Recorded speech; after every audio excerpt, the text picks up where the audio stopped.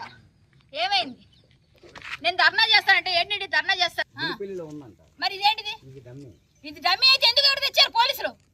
పోలీసులు ఇక్కడికి ఎందుకు పంపించారు? నా దగ్గర రికార్డు ఉంది. ఏదండి రికార్డు? ఇప్పుడు మీకు వినిపిస్తాను, వినండి. నేను ఆయనకి ఏం చెప్పాను సీఏ గారు, నేను మీకు పంపిస్తున్నాను, వినండి ఒకసారి. కావాలంటే ఇక్కడ నేను ఆయనతో చెప్పిన మాట నేనేమైనా కోల్పోయాను.